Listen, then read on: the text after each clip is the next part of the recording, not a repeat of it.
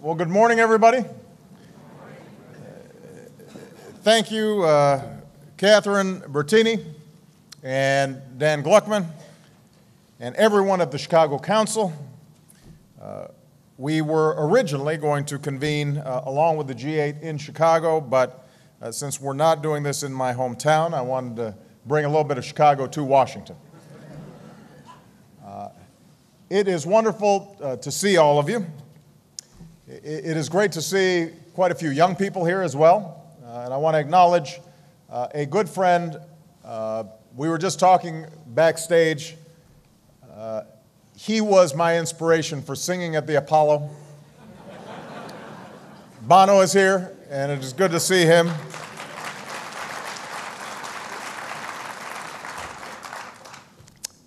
Now, this weekend at the G8 will be represented by many of the world's largest economies.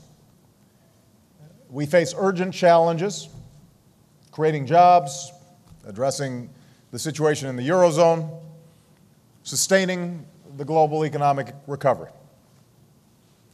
But even as we deal with these issues, I felt it was also important, also critical, to focus on the urgent challenge that confronts some 1 billion men, women, and children around the world: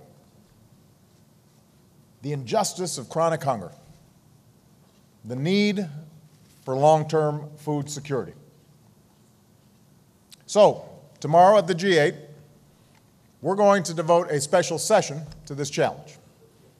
We're launching a major new partnership to reduce hunger and lift tens of millions of people from poverty. And we'll be joined by leaders from across Africa, including the first 3 nations to undertake this effort and who join us here today. I want to acknowledge them. Prime Minister Meles of Ethiopia,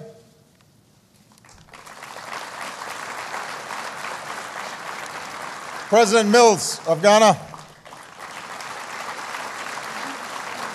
and President Kikwete of Tanzania. Welcome.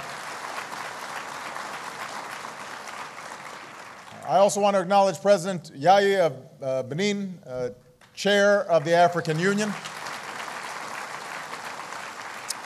which has shown great leadership in this cause. And 2 of our leaders in this effort, USAID Administrator. Every time I meet him, I realize that I was an underachiever in my 30s. Dr. Raj Shah is here.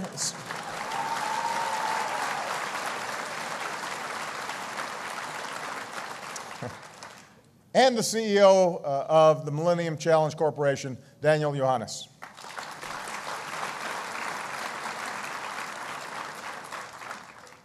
Now, this partnership is possible because so many leaders in Africa and around the world have made food security a priority. And that's why shortly after I took office, I called for the international community to do its part. And at the G8 meeting 3 years ago in L'Aquila, in Italy, that's exactly what we did, mobilizing more than $22 billion for a global food security initiative. After decades in which agriculture and nutrition didn't always get the attention they deserved, we put the fight against global hunger where it should be, which is at the forefront of global development. And this reflected the new approach to development that I called for when I visited Ghana, hosted by President Mills, and that I unveiled at the last summit on the Millennium Development Goals.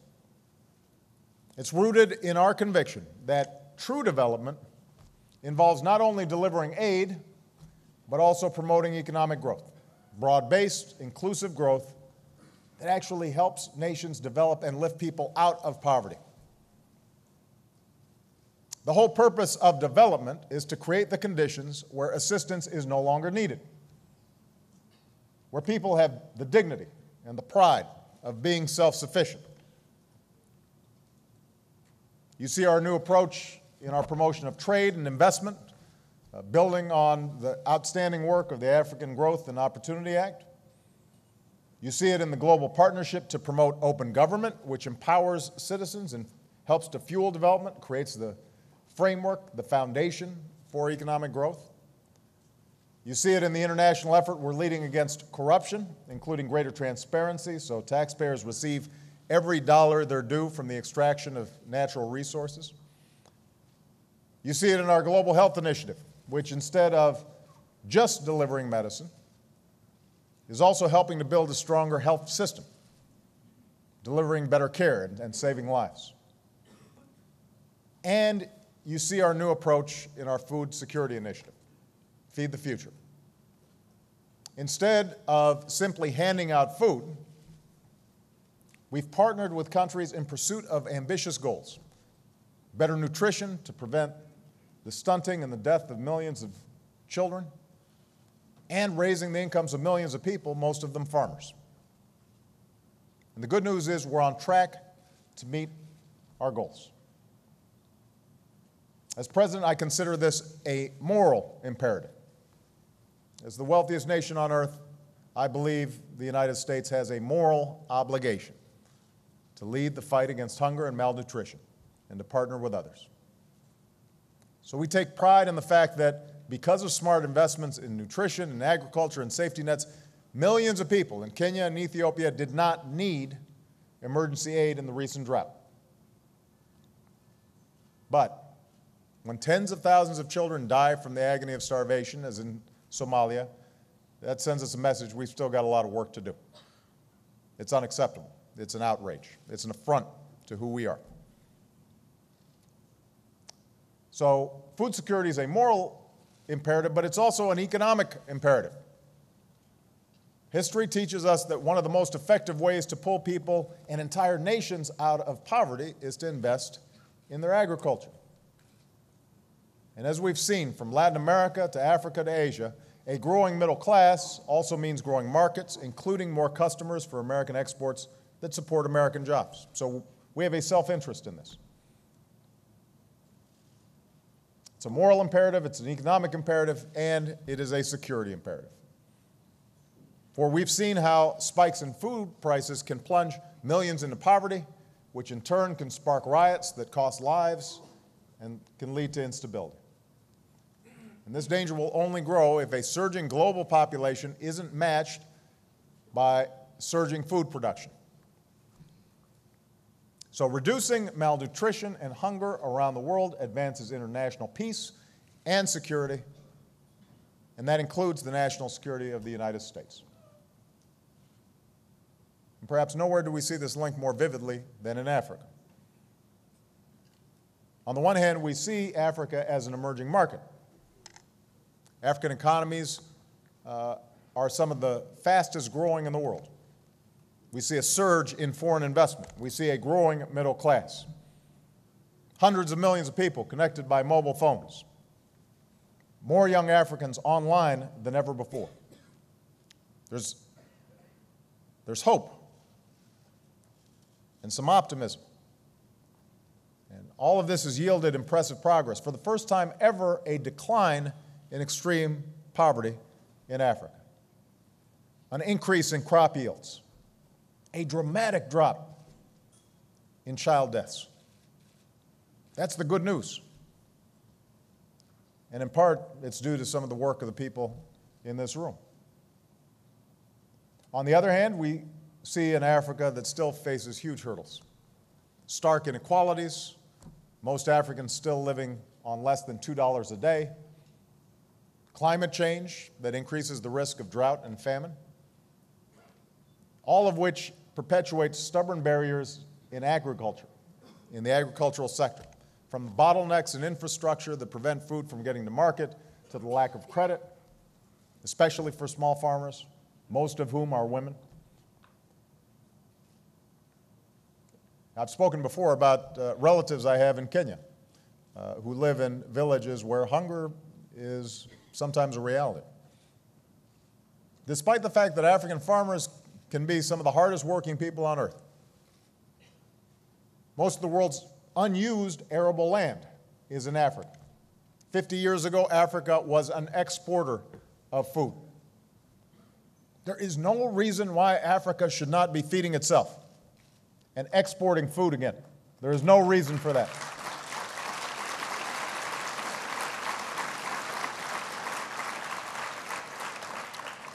So that's why we're here. In Africa and around the world, progress isn't coming fast enough. And economic growth can't just be for the lucky few at the top. It's got to be broad-based for everybody. And a good place to start is in the agricultural sector. So even as the world responds with food aid in a crisis, as we've done in the Horn of Africa, communities can't go back just to the way things were. Vulnerable as before, waiting for the next crisis to happen. Development has to be sustainable, and as an international community, we have to do better. So, here at the G8, we're going to build on the progress we've made so far. Today, I can announce a new global effort we're calling a New Alliance for Food Security and Nutrition. And to get the job done, we're bringing together all the key players around a shared commitment. Let me describe it. Governments, like those in Africa, that are committed to agricultural development and food security, they agree to take the lead, building on their own plans by making tough reforms and attracting investment. Donor countries, including G8 members and international organizations, agree to more closely align our assistance with these country plans. And the private sector, from large multinationals to small African cooperatives, your NGOs and civil society groups, agree to make concrete and continuing commitments as well, so that there's an alignment between all these sectors. Now, I know some have asked in a time of austerity whether this new alliance is just a way for governments to shift the burden onto somebody else. I want to be clear. The answer is no. As president, I can assure you that the United States will continue to meet our responsibilities so that even in these tough fiscal times, we will continue to make historic investments in development. And by the way, we're going to be working to end hunger right here in the United States as well. That will continue to be a priority. We'll continue to be the leader in times of crisis, as we've done as the single largest donor of aid in the Horn of Africa, and as we focus on the drought in the Sahel. That's why I've proposed to continue increasing funds for food security. So I want to be clear. The United States will remain a global leader in development in partnership with you, and we will continue to make available food or emergency aid. That will not change. But what we do want to partner with you on is a strategy so that emergency aid becomes less and less relevant as a consequence of greater and greater sustainability within these own countries. That's how development is supposed to work. That's what I mean by a new approach that challenges more nations, more organizations, more companies, more NGOs, challenges individuals, some of the young people who are here, to step up and play a role. Because government cannot and should not do this alone. This has to be all hands on deck. And that's the essence of this new alliance. So G8 nations will pledge to honor the commitments we made in L'Aguila. We must do what we say, no empty promises. And at the same time, we'll deliver the assistance to launch this new effort. Moreover, we're committing to replenish the very successful Global Agricultural and Food Security Program. That's an important part of this overall effort. Next, we're going to mobilize more private capital. Today, I can announce that 45 companies, from major international corporations to African companies and cooperatives, have pledged to invest more than $3 billion to kick off this effort.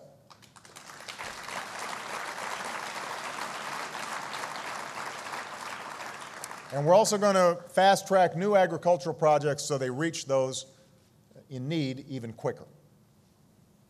Third, We're going to speed up the development and delivery of innovation. Better seeds, better storage that unleash huge leaps in food production. And we're going to tap that mobile phone revolution in Africa so that more data on agriculture, whether it's satellite imagery or weather forecasts or market prices, are put in the hands of farmers so they know where to plant and when to sell. Fourth, we're joining with the World Bank and other partners to better understand and manage the risks that come with changing food prices and a changing climate. Because a change in prices or a single bad season should not plunge a family, a community, or a region into crisis. And finally, we're going to keep focusing on nutrition, especially for young children, because we know the effects of poor nutrition can last a lifetime. It's harder to learn, it's harder to earn a living. When there's good nutrition, especially in those 1,000 days during pregnancy up to the child's second birthday, it means healthier lives for that child and that mother. And it's the smart thing to do because better nutrition means lower health care costs and it means less need for assistance later on. That's what we're going to do. We're going to sustain the commitments we made 3 years ago, and we're going to speed things up. And we're starting with these three countries, Tanzania, Ghana, and Ethiopia, precisely because of their record in improving agriculture and food security. But this is just the beginning. In the coming months, we'll expand to 6 countries. We'll welcome other countries that are committed to making tough reforms. We'll welcome more companies that are willing to invest. We're going to hold ourselves accountable. We'll measure results. And we'll stay focused on clear goals: boosting farmers' incomes, and over the next decade, helping 50 million men, women, and children lift themselves out of poverty.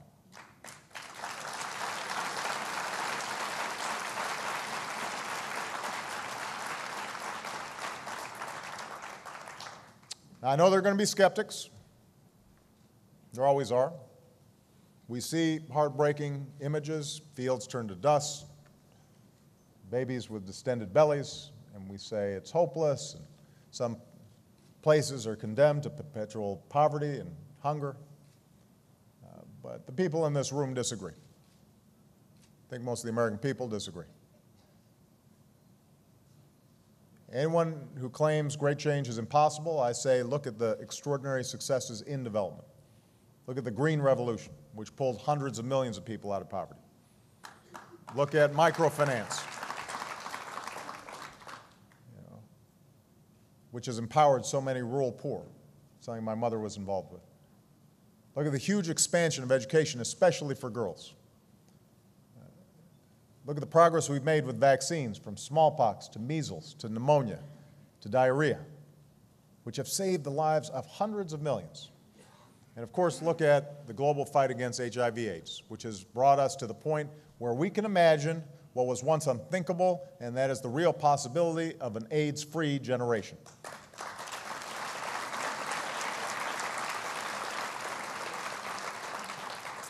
Moreover, we are already making progress in this area. Right now. In Rwanda, farmers are selling more coffee and lifting their families out of poverty. In Haiti, some farmers have more than doubled their yields. In Bangladesh, in the poorest region, they've had their first ever surplus of rice. There are millions of farmers and families whose lives are being transformed right now because of some of the strategies that we're talking about. That includes a farmer in Ethiopia who got a new loan, increased production, hired more workers,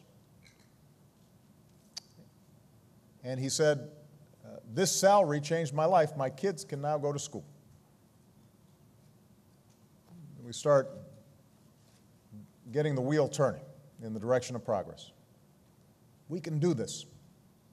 We're already doing it.